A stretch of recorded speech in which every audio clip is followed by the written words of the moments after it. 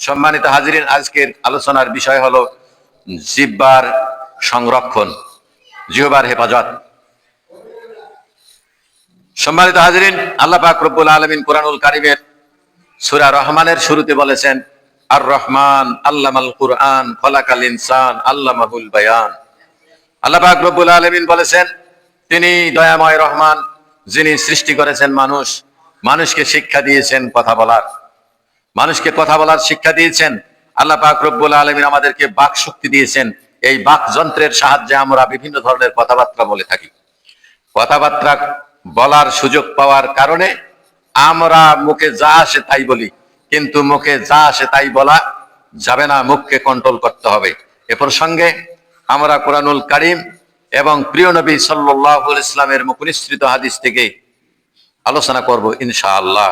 ওয়া মা তৌফিকি ইল্লা বিল্লাহ তাওয়াক্কালতু আলাইহি ওয়া ইলাইহি উনীব। সম্মানিত হাজিরিন, আল্লাহ পাক রব্বুল আলামিন সূরা মুমিনুনের 7টি গুণের কথা উল্লেখ করেছেন। মুমিনের কয়টি গুণ? 7টি গুণের কথা উল্লেখ করেছেন। তন্মধ্যে দ্বিতীয় যে গুণটি, সেটি হলো ওয়াল্লাযীনা হুম আনিল লাগবি মুরিদুন। আল্লাহ পাক রব্বুল আলামিন বলেছেন, ওই মুমিন সফলকাম হবে যে মুমিন আজে বাজে কথার থেকে নিজেকে বিরত রাখবে। অর্থাৎ যে মুমিন নিজের জিহ্বাকে কন্ট্রোলে রাখবে, আজে বাজে কথা বলবে না।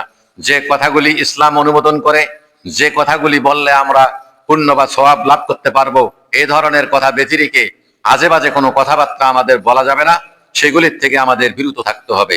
এ প্রসঙ্গে আল্লাহর নবী সাল্লাল্লাহু আলাইহি ওয়াসাল্লামকে জিজ্ঞাসা করা হয়েছিল, হে আল্লাহর রাসূল, মুসলমানদের মধ্যে কোন মুসলমান সবচেয়ে উত্তম?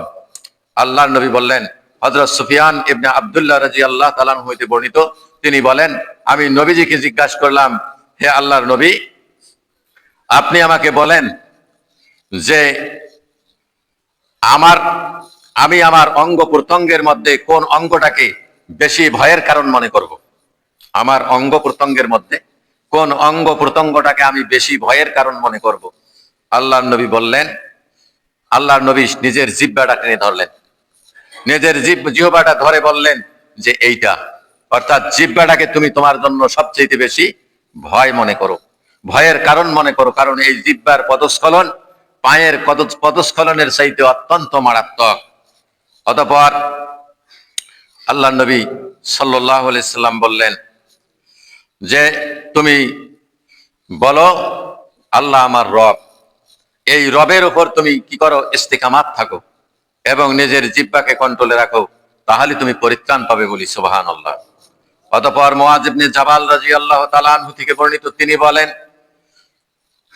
যে আমি আল্লাহ রাসূল সাল্লাল্লাহু আলাইহি সাল্লামকে বললাম, হে আল্লাহ রাসূল, আপনি আমাকে এমন কিছু বিষয়ে উপদেশ দিন যে কাজগুলি করলে, যে উপদেশগুলি মানলে আমি জান্নাতে যাব এবং জাহান্নাম থেকে মুক্তি পাবো, এমন কিছু বিষয়ে আমাকে নসিহত করুন। তখন আল্লাহর নবী বললেন, হে মুআয ইবনে জাবাল, তুমি যে প্রশ্ন করেছো এটা মারাত্মক প্রশ্ন, এটা একটা গুরুত্বপূর্ণ প্রশ্ন। সাআলতা আন আযীম। আল্লাহ নবী বললেন, তুমি যে প্রশ্ন করেছো এই প্রশ্ন অত্যন্ত মারাত্মক প্রশ্ন। অতঃপর আল্লাহ রাসূল বললেন, ইন্নাহু লা ইয়াসসিরু আলা মাই ইউসিররুহুল্লাহু তাআলা আলাইহি। এই যে প্রশ্নটি তুমি করেছো, এই উত্তরগুলি আমি যে তোমাকে দেব, এই উত্তরগুলি অত্যন্ত কঠিন। আল্লাহ যার জন্য এটা সহজ করবেন, সেটা তার জন্য কার্যে পরিণত করা সহজ। অর্থাৎ তোমাকে যে উপদেশগুলি দেব, এই উপদেশের বাণীগুলি, এইগুলি তুমি যদি বাস্তবায়ন করতে চাও, এটা তোমার জন্য অত্যন্ত কঠিন, কিন্তু আল্লাহ যাকে সহজ করে দিবেন তার জন্য এটা বাস্তবায়ন করা সহজ। অতঃপর আল্লাহর নবী বললেন, লা তা'বুদুল্লাহ, তুমি আল্লাহর সঙ্গে আল্লাহর ইবাদত করো। তা'বুদুল্লাহ, তুমি আল্লাহর ইবাদত করো। লা তুশরিকু বিহি শাইয়্যা, আল্লাহর ইবাদতের সঙ্গে কাউকে শরীক করিও না। অর্থাৎ আল্লাহর ইবাদত করার অর্থ হলো আল্লাহর গোলামি করো। আর আল্লাহর গোলামি করতে হলে আল্লাহর আইন মানতে হবে। কি বলেন? আল্লাহর আইন মানা ছাড়া আল্লাহর গোলামি করা যাবে না। আর আল্লাহর গোলামি করতে গিয়ে, আল্লাহর আইন মানতে গিয়ে তোমরা আল্লাহর আইনের সাথে কোন মানব রচিত আইন মেনে আল্লাহর সঙ্গে শরীক করো না, সে কথা আল্লাহর নবী বললেন, লা তুশরিকু বিহি শাইয়্যা। তারপর আল্লাহ রাসূল বললেন, তুকিমুস সালাত, তুমি সালাত কায়েম করবে। ওয়া তুতিজ যাকাত, যাকাত প্রদান করবে। আমরা যখন সালাত, যাকাত, হজ, রমজানের রোজা, কালেমা, এগুলি যখন আমরা হিসাব করি তখন আমরা প্রথমে কি বলি? প্রথমে বলি কলেমা, তারপর নামাজ, তারপর রোজা। কিন্তু আল্লাহ রসুল কি বলছেন দেখেন, হাদিসের ভাষা হলো সালাতের পরেই জাকাত। সালাতের পরে কি? জাকাত। প্রথমে কলেমা, তারপর সালাত, তারপর জাকাত। অর্থাৎ আল্লাহ পাক রব্বুল আলামিনের নবী বললেন, হে মুআজ, তুমি সালাত কায়েম করবে এবং তুমি জাকাত প্রদান করবে। অতঃপর বললেন, তাসুমার রমাজান, তুমি রমজান আসলে রোজা রাখবে। ওয়া তাহিজ্জুল বাইতা, তুমি হজ, বাইতুল্লাহর ঘরে হজ করবে। সুম্মা কলা, অতঃপর বললেন, আলা আদুল্লাকা আলা আবওয়াবিল জান্নাত, আমি কি তোমাকে জান্নাতের দরজা সমূহের সম্পর্কে শুভ সংবাদ দেব না? আমি কি তোমাকে বলে দেব না কোন আমলগুলি জান্নাত সমূহের দরজা? ভালো করে শোনেন। অতঃপর আল্লাহ রসুল বললেন, আলা আদুল্লাকা আলা আবওয়াবিল জান্নাহ, হে মুআজ, আমি কি তোমাকে জান্নাতের দরজা সমূহের বর্ণনা দেব না? এ সম্পর্কে কি আমি তোমাকে অবহিত করব না? অতঃপর আল্লাহ রসুল বললেন, আস-সাওমু জুন্নাহ, অর্থাৎ রোজা হলো পাপাচার থেকে আত্মরক্ষার ঢাল স্বরূপ। যত ধরনের পাপ আছে সব পাপ থেকে আত্মরক্ষা করার একটি মাধ্যম হলো সম, রোজা। ওয়াস সাদাকাতু, এখানে প্রথমে যে রোজার কথা বলা হয়েছে ওটা হলো রমজানের রোজা, আর এখানে যে রোজার কথা বলা হয়েছে এটা হলো নফল রোজা।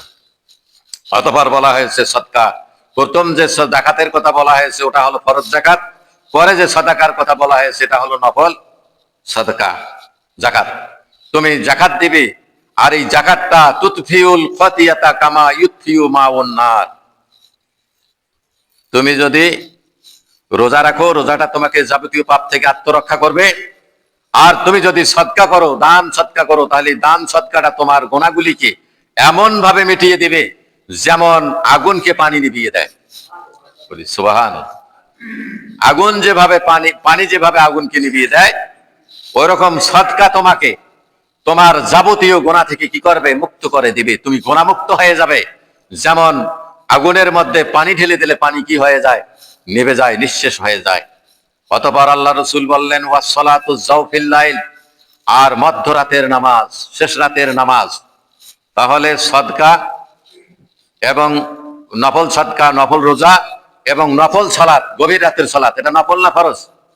নফল। এই সালাতটা কি করবে? এই তিনটি কাজ হলো জান্নাতের দরজা। বলি সুবহানাল্লাহ।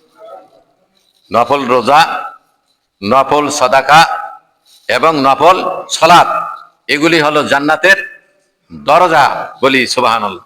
অতঃপর আল্লাহর নবী পাঠ করলেন সূরা সাজদার 17 এবং 18 নম্বর আয়াত। তো হাদিসে শুধু এতটুকুই বলা হয়েছে, সুম্মা তলা তাতাজাফা জুনুবুহুম আলাল মাজাজি হাত্তা বালাগা ইয়ালামুন। তো এজন্য আমি আয়াত দুটি আপনাদের সামনে তেলাওয়াত করেছি কোরআনুল কারীম থেকে। আল্লাহ পাক রব্বুল আলামিন বলছেন, তাতাজাফা জুনুবুহুম আনিল মাজাজি। তাতাজাফা মানে পৃথক থাকে, আলাদা থাকে। জুনুবুহুম মানে যাদের পার্শ্ব দেশগুলি, আনিল মাজাজে মানে শয্যা থেকে, অর্থাৎ বিছানা থেকে যারা কি থাকে? পৃথক থাকে, অর্থাৎ যারা নফল নামাজে দাঁড়িয়ে যায়। ইয়াদুনা রাব্বাহুম, এবং তার রবকে ডাকে, খাওফা ওয়া তামা, ভয় এবং আশা নিয়ে। ভয় আর আশা নিয়ে আল্লাহকে ডাকে। আর কি করে? ওয়া মিম্মা রাযাকনাহুম ইউনফিকুন, এবং তাদেরকে যে উপজীবিকা দেওয়া হয়েছে, যতটুকু রিজিক দেওয়া হয়েছে তার থেকে ব্যয় করবে। ফালা তালামু নাফসুন মা উখফিয়া লাহু, ফালা তালামু, অতঃপর জানবে না, নাফসুন কোন ব্যক্তি, মা উখফিয়া, যাহা গোপন করে রাখা হয়েছে, লাহুম তাহাদের জন্য, মিন কুররাতা আয়ুনিন, তাদের চক্ষু শীতলকারী হিসাবে, জাজান, পুরস্কার। অর্থাৎ মানুষ যে যারা নফল রোজা রাখবে, নফল সাদকা করবে, এবং গভীর রাতে মানুষ যখন ঘুমিয়ে থাকবে তখন উঠে যারা ভয় এবং আশা নিয়ে আল্লাহকে ডাকবে, তাদের জন্য আল্লাহ এমন পুরস্কার রেখেছেন যে পুরস্কারগুলি তাদের চক্ষুকে শীতল করে দেবে। কিন্তু এগুলি তারা জানে না। বেমা কানু ইয়ালামুন, কিন্তু এগুলি তারা কি করে না, এ সম্পর্কে তাদের কোনো জ্ঞান নাই। কি ধরনের পুরস্কার দেওয়া হবে এটা আল্লাহই ভালো জানে। বলি সুবহানাল্লাহ। অতঃপর আল্লাহ নবী বললেন, সুম্মা ক্বালা আলা উখবিরুকা বিরাসিল আমরি ওয়া উমুদিহি অতঃপর আল্লাহর নবী বললেন, হে মুআজ, আমি কি তোমাকে এইগুলি কাজের মধ্য থেকে এগুলির মূল, যে কথাগুলি বললাম পূর্ব থেকে তোমাকে বলে আসছে, এইগুলির মূল কি, এটা কি আমি তোমাকে বলবো না? এই আমলগুলির যেটা মূল, যেটা মাথা, ওয়া উমুদিহি, এবং যেটা তার পিলার, উমুদ কাণ্ড, ওয়া জারওয়াতু সানাবিহি, এবং ওগুলির উচ্চ চূড়া, এগুলি সম্পর্কে কি আমি তোমাকে বলবো না? অতঃপর বললেন, কুলতু বালা ইয়া রাসূলুল্লাহ, আমি বললাম, হে আল্লাহর রাসূল, অবশ্যই আপনি বলবেন। ক্বালা রাসূল আমরি আল ইসলাম, আর এই কাজগুলি অর্থাৎ সালাত, যাকাত, রোজা, হজ, নফল রোজা, নফল সাদকা এবং নফল সালাত, এগুলির মূল হলো ইসলাম। এগুলির মূল কি? ইসলাম। আপনি যদি ইসলাম না মানেন, আপনি যতই রোজা থাকেন, যতই নামাজ পড়েন, যতই যাকাত দেন, যতই রোজা থাকেন, যতই হজ করেন, যতই নফল রোজা রাখেন, যতই নফল সাদকা করেন, যত নফল ইবাদত করেন, আল্লাহর দরবারে এগুলির কোনো কানাকড়ি মূল্য নাই। মনোযোগ দিয়ে শুনি, অত্যন্ত গুরুত্বপূর্ণ হাদিস। আল্লাহ রসুল বললেন যে এগুলির মূল হলো কি? ইসলাম। নামাজ, যাকাত, রোজা, হজ, নফল নফল রোজা, নফল সাদকা, নফল সালাত, এগুলির মূল কি? ইসলাম। অতঃপর আল্লাহ পাক রব্বুল আলামিন বললেন, যারা ইসলাম মানবে না তাদের কোনো ইবাদত আল্লাহর দরবারে গৃহীত হবে না। এই জন্য ইসলামকে মানতে হবে জীবনের প্রতিটি ক্ষেত্রে। ইবাদতের বেলায় যেমন আপনি ইসলাম মানবেন, ওই ব্যবসার ক্ষেত্রে ইসলাম মানতে হবে। প্রতিটি ক্ষেত্রে, এক কথায় জীবনের যত ক্ষেত্র আছে প্রতিটি ক্ষেত্রে আপনাকে ইসলাম মানতে হবে। আপনি যদি জীবনের কোনো একটা বাকে ইসলামকে বাদ দেন, তাহলে কিন্তু আপনার ইসলাম মানা হলো না। কারণ আল্লাহ বলছেন, উদখুলু ফিস-সিলমি কাফা, তোমরা ইসলামে পরিপূর্ণভাবে প্রবেশ করো, অর্থাৎ পরিপূর্ণভাবে ইসলাম মানো। আংশিক ইসলাম মানার কোনো সুযোগ নাই।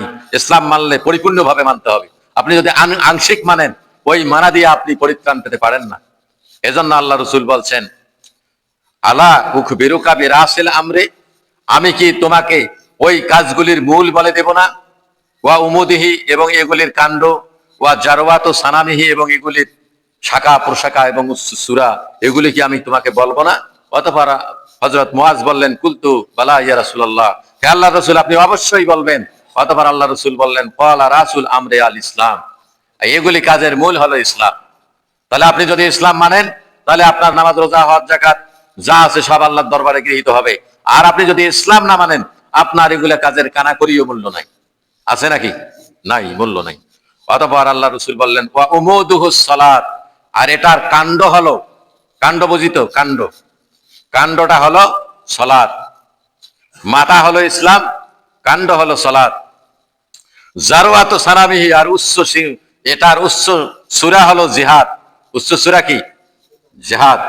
জেহাদের কথা শুনলে তো অনেক মুসলমানের গা শিহরে উঠে, আবার জেহাদ কি? জেহাদ কিসের? জেহাদের কথা বললে জঙ্গি তোকমা দেয়, কি বলেন?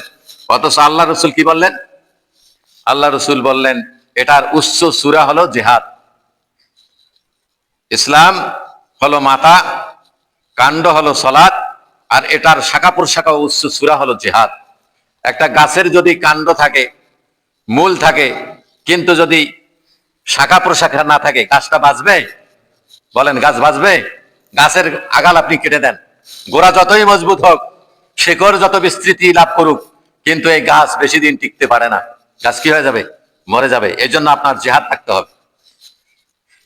যে ইসলামে জিহাদ নাই, ওই ইসলামটা মডারেট ইসলাম।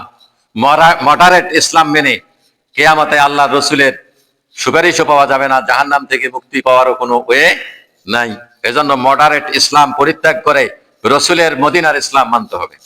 আমি যে ইসলামের কথা বলছি, এটা আল্লাহ রসুলের আনিত মদিনার ইসলাম, এটা কোনো মানুষের তৈরি ইসলাম নয়। অতঃপর আল্লাহ রসুল বললেন, সুম্মা কলা আলা আখবিরুকা বিমালাকি জালিকা কুল্লিহি। অতঃপর আল্লাহ রসুল বললেন, এই এতক্ষণ পর্যন্ত যে উপদেশ দিলাম, এগুলিরও একটা কি আছে? মালিক আছে, বাদশাহ আছে। এই কাজগুলোরও কি আছে? একটা সেরা কাজ আছে, বাদশাহ আছে, লিডার আছে। তার কথা কি আমি তোমাকে বলবো না? হযরত মুআজ ইবনে জাবাল রাদিয়াল্লাহু তাআলা বললেন, কুলতু বালা ইয়া রাসূলুল্লাহ, হে আল্লাহর রাসূল, আপনি অবশ্যই বলবেন। অতঃপর আল্লাহ রসুল ফাআকাযা বিলিসানি, আল্লাহ রসুল তার জিহ্বাটা টেনে ধরলেন, অতঃপর বললেন যে এটা। ওয়া ক্বালা কাফফা আলাইকা হাযা, নবীজি বললেন এটা তোমাকে বেশি কষ্ট দিবে, এই জিহ্বাটা তোমাকে কি করবে, বেশি কষ্ট দিবে। অর্থাৎ জিহ্বাকে কন্ট্রোলে রাখতে হবে। কথা বলার শক্তি আছে বলেই আজে বাজে কথা বলা যাবে না। চিন্তা করছেন পূর্বে কত গুরুত্বপূর্ণ কথা বলা হয়েছে, তারপর আল্লাহ রসুলকে রসুল বললেন এই কাজগুলির, এই কথাগুলির, এই আমলগুলির মূল হলো, বাদশা হলো কি, এই জিহ্বা, জিহ্বাটা টেনে ধরলেন। অতঃপর আল্লাহ নবী বললেন এটা তোমাকে বেশি কষ্ট দিবে।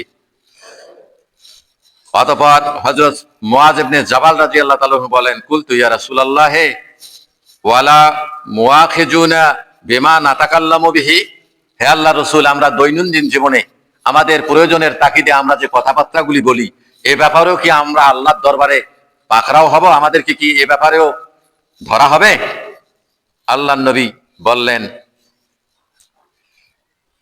ফাকালা সাকালাতকা উম্মুকা, তোমার মা তোমার উপর গম্ভীর হোক। অর্থাৎ এটা একটা আরবের গালি। আল্লাহর নবী হযরত মুআজকে বললেন তোমার মা তোমার উপর গম্ভীর হোক। ওয়াহাল ইয়াকুব্বুন নাস ফিন্নারে আলা উজুহিহিম, অতঃপর আল্লাহ রাসূল বলছেন কাল কিয়ামতে অধিকাংশ মানুষ জাহান্নামে যাবে তার জিহ্বার কারণে। বলি নাউজুবিল্লাহ। কত মানুষ? সমস্ত মানুষ। ইয়াকুব্বুন নাস ফিন্নারে আলা উজুহিহিম, অধিকাংশ মানুষ কিয়ামতে যাবে তার জিহ্বার কারণে, অর্থাৎ তার কথার কারণে। ইল্লা হাসাইদু আলসিনাতিহিম, ওই সমস্ত লোক ব্যতীত তারা নিজের জিহ্বাকে কি করেছে, কন্ট্রোলে রেখেছে, তারা ব্যতীত। তাহলে জিহ্বাকে কি করতে হবে, কন্ট্রোলে রাখতে হবে। এই হাদিসটি ইমাম তিরমিজি রাহমাতুল্লাহ বর্ণনা করেছেন। যুগশ্রেষ্ঠ মুহাদ্দিস নাসিরউদ্দিন আলবানী এই হাদিসটি তাহকিক করেছেন। তিনি তাহকিক করে বলেছেন হাদিসটির সনদ অত্যন্ত সহিহ। এটা নাসিরউদ্দিন আলবানীর তাহকিক করা কিতাবের 1392 নম্বর হাদিস। হাদিস সিরিজে এই হাদিসটি বর্ণিত আছে, সেখানকার 810 নম্বর হাদিস। ইরওয়া নামক একটা হাদিস গ্রন্থ রয়েছে, সেই হাদিস গ্রন্থের 413 নম্বর হাদিস। তো চিন্তা করে হাদিসটা কত গুরুত্বপূর্ণ, কিন্তু আমরা কথা বলতে পারি বিধায় মনে যা চায় তাই বলি। এ প্রসঙ্গে আল্লাহ পাক রব্বুল আলামিন কি বলেছেন শোনা যাক। আল্লাহ বলছেন এই কথা না বলার ব্যাপারে, আল্লাহ বলছেন ওয়ালা তাকফু মা লাইসা লাকা বিহি ইলমুন ইন্নাস সামা ওয়াল বাসারা ওয়াল ফুয়াদা কুল্লু উলাইকা কানা আনহু মাসউলা। আল্লাহ পাক রব্বুল আলামিন বলছেন ওয়ালা তাকফু মা লাইসা লাকা বিহি ইলম, তোমরা সেই সম্পর্কে বাগাড়ম্বর করো না যে সম্পর্কে তোমার কোনো জ্ঞান নাই। আপনার যে সম্পর্কে জ্ঞান নাই, আপনি জানেন না, ওই সম্পর্কে আপনি কি করবেন না, বাগাড়ম্বর করবেন না, বড় বড় কথা বলবেন না। নিশ্চয় ইন্নাস সামা, নিশ্চয় কর্ণ, ওয়াল বাসারা চক্ষু, ওয়াল ফুয়াদা অন্তঃকরণ, কুল্লু উলাইকা এবং শরীরের যত অর্গান আছে প্রতিটি বিষয়ে কানা আনহু মাসউলা, তোমাকে জিজ্ঞাসিত হতে হবে।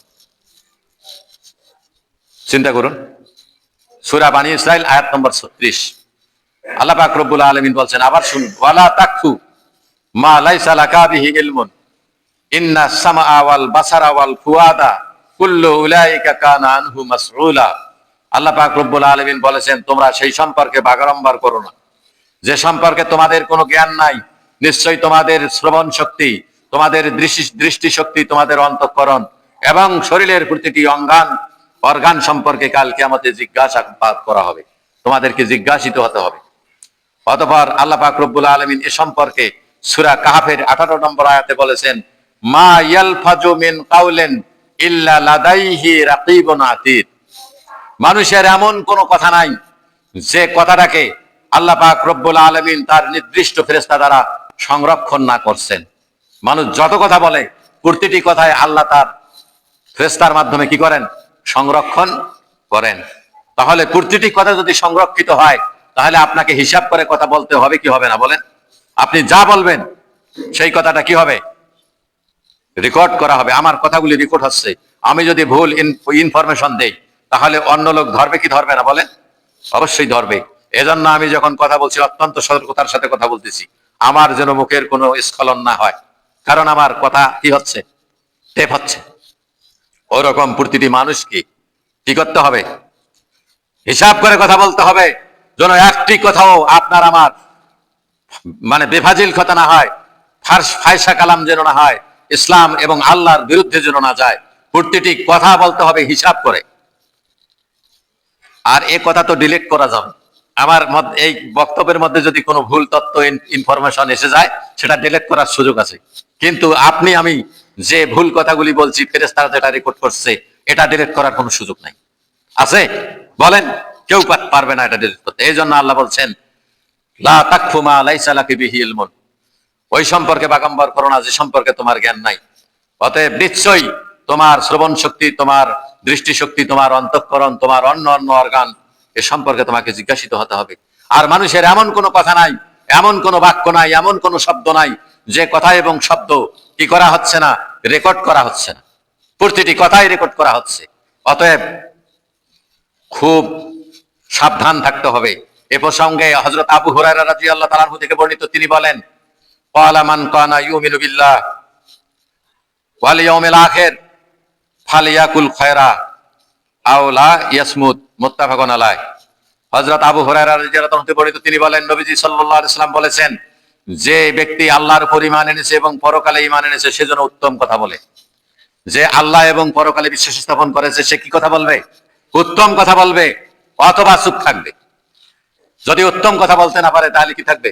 চুপ থাকবে। আমরা কি করি? ছাগলের মতো ব্যাগ ব্যাগ করে বেড়াই। কি বলেন? খুব সাবধান, খুব সাবধান। অতঃপর হযরত আবু মুসা আশআরী রাদিয়াল্লাহু তাআলা থেকে বর্ণিত, তিনি বলেন, কুলতু ইয়া রাসূলুল্লাহ আইয়ুল মুসলিমিনা আফজাল। হযরত আবু মুসা আশআরী রাদিয়াল্লাহু তাআলা থেকে বর্ণিত, তিনি বললেন, হে আল্লাহর রাসূল, মুসলমানদের মধ্যে কোন মুসলমান সর্বোত্তম? ক্বালা মান সালামাল মুসলিমুনা মিন লিসানিহি ওয়া ইয়াদিহি। আল্লাহর নবী বললেন, যে মুসলমান অন্য মুসলমানের মুখ এবং হাত থেকে নিরাপদ।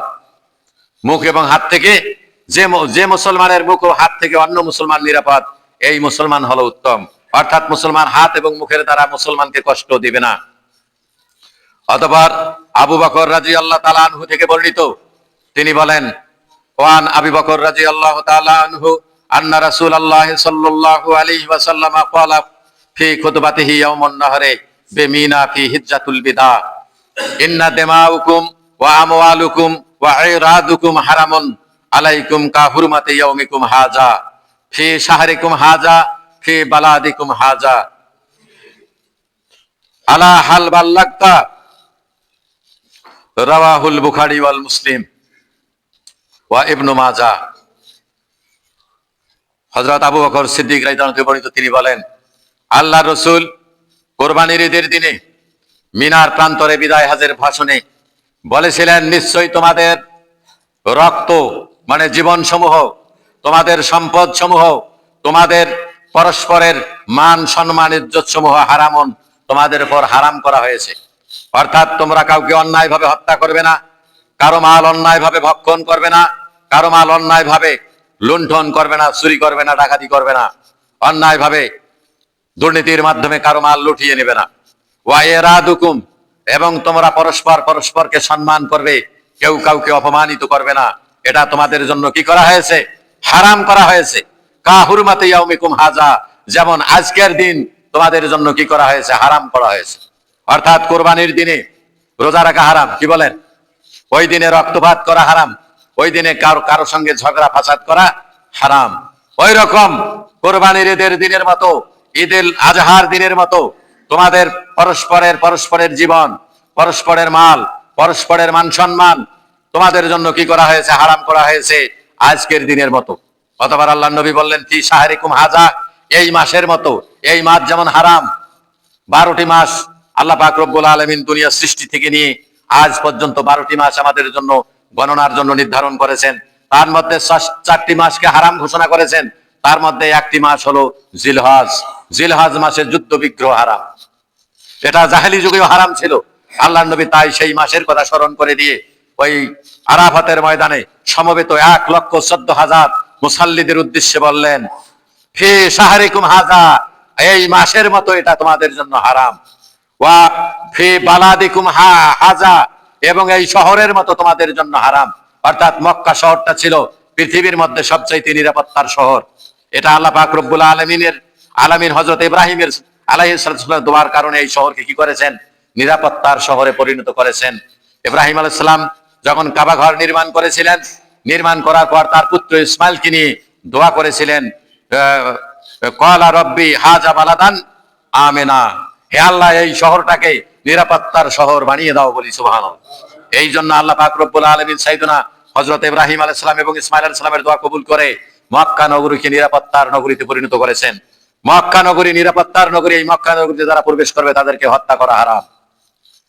অতঃপর আল্লাহর নবী বললেন, আমি কি আমার দায়িত্ব তোমাদের মধ্যে সঠিকভাবে পৌঁছাইতে পেরেছি? তখন উপস্থিত জনতা গগন বিদারী আওয়াজ তুলে বলেছিলেন, বালা, নাম নাম নাম, আপনি নিশ্চয়ই আপনার দায়িত্ব যথাযথভাবে পালন করতে সক্ষম হয়েছেন। সম্মানিত হাজিরিন, অতঃপর ওয়ান আনাস ইবনে মালিক রাদিয়াল্লাহু তাআলা আনহু قال قال رسول الله صلى الله عليه وسلم كل مسلم على مسلم حرام دمه وعرضه وماله রাওয়াহু মুসলিম। হযরত আনাস রাদিয়াল্লাহু তাআলা আনহু থেকে বর্ণিত, তিনি বলেন, নবীজি সাল্লাল্লাহু আলাইহি ওয়াসাল্লাম বলেছেন, কুল্লু মুসলিমিন, প্রতিটি মুসলমানের উপর ফরজ, আলাল মুসলিমে, আরেকজন মুসলমানের জন্য হারাম, দামুহু, তাকে হত্যা করা, ওয়া ইরজুহু, তাকে অপমানিত করা, হিয়, প্রতিপন্ন করা, ওয়া মালুহু, তার মালকে আত্মসাৎ করা। মুসলিম রহমতুল্লাহ হাদিসটি বর্ণনা করেছেন। সম্মানিত হাজিরিন, আমরা আজকে যে কয়েকটি হাদিস এবং আয়াত থেকে আলোচনা করেছি, এর থেকে আমাদেরকে উপদেশ গ্রহণ করতে হবে, আমাদের জিহ্বাকে কন্ট্রোল করতে হবে। আমরা যতই ইবাদত করি না কেন, আমরা যদি ইসলাম না মানি তাহলে আমাদের ইবাদত আল্লাহর দরবারে গৃহীত হবে না। এটা হযরত মুআয ইবনে জাবাল রাদিয়াল্লাহু তাআলা আনহুর হাদিস থেকে আমরা আলোচনা করেছি। আল্লাহ পাক রব্বুল আলামিন আমাদের এই আলোচনা অক্ষরে অক্ষরে পালন করার তৌফিক দান করুন, এই আশাবাদ ব্যক্ত রেখে সকলের সুস্বাস্থ্য দীর্ঘায়ু কামনা করে